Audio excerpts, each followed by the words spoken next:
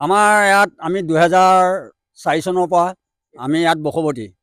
আমাৰ ইয়াত কোনো লাইনৰ কানেকশ্যন নাই, ৰাস্তা পদূলি কানেকশ্যন নাই। আমাৰ ল'ৰা ছোৱালী পঢ়া বহুত অসুবিধা। মেট্ৰিক কেণ্ডিডেটো এতিয়ালৈকে 6-7জন ল'ৰা ছোৱালী আছে।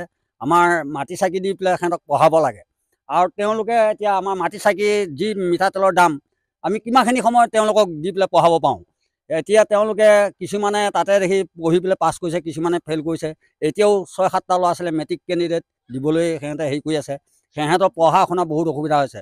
আৰু আমাক লাইনটোৰ কাৰণতে আমি কিমানবাৰ লাগি আছোঁ। বিধায়কৰ ওচৰলৈ গৈছোঁ, আকৌ SD অফিচলৈ গৈছোঁ, তেওঁলোকে আমাক লাইনটো দিবলৈ অহা নাই। আমাৰ বহুত অসুবিধা। তাকে আপোনালোকে যদি এইখিনি হেৰি কৰি পেলাই আমাক সহায় অনুৰোধী কৰে, তেতিয়াহ'লে আমি নথৈ আনন্দিত হ'ম। এইটোত আমাৰ 35 ঘৰ মানুহ আছে, কমচেও 200মান মানুহ আছে।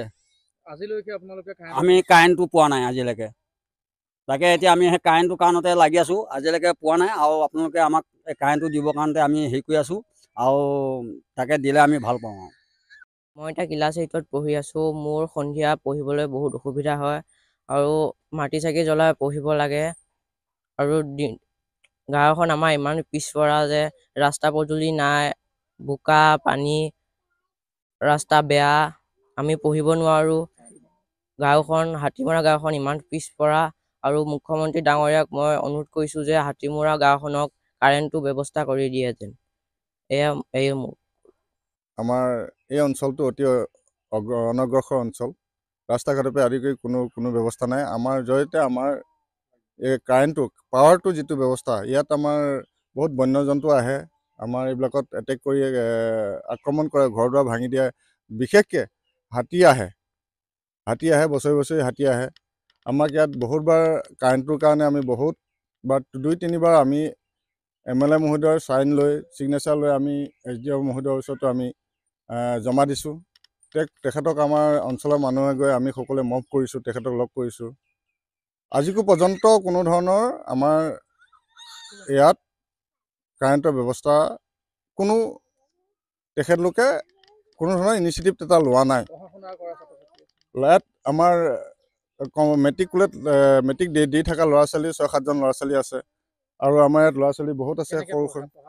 তেখেতলোকে এতিয়া কি ক'ব, এখন ইমানকণমান সৰু এখন চলাৰ লৈছে, তাতে এটা লাইট জ্বলাইছে, লাইটটো পাৱাৰটো কম আহে।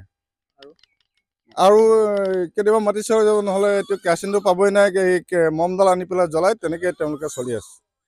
গতিকে এই অঞ্চলটো বিশেষকৈ আমাক যদি কাৰেণ্টটো আমাক ব্যৱস্থা কৰি দিয়ে, এই সম্পৰ্কত আপোনালোকৰ জৰিয়তে আমি মুখ্যমন্ত্ৰী মহোদয়ক এই কথাষাৰ অৱগত কৰিবৰ কাৰণে আমি আপোনালোকক অনুৰোধ জনাইছোঁ। আমি এতিয়া ইয়াত প্ৰায় আমাৰ 35 ঘৰ মানুহ আছোঁ। আমি দুৰ্ভাগ্যবশতঃ আমি ভূমিহীন, গতিকে সেইকাৰণে আমি এই জলাশয় অঞ্চলত আমি থাকিবলগীয়া হৈছে। আৰু আমাৰ বাৰিষা কালত আমাৰ মানে দুখ দুৰ্গতিৰ সীমা নাই। আৰু আমি চৰকাৰক এই বিষয়ে পিটিশ্যন বহুতবাৰ দিলোঁ, আৰু তেওঁলোকে কোনো একচেপ্ট কৰা নাই আজি পৰ্যন্ত। আৰু গতিকে আমাক মানে এই কাৰেণ্টৰ কাৰণে আমি বিধায়ক মহোদয়কো বহুতবাৰ অনুৰোধ কৰিছোঁ।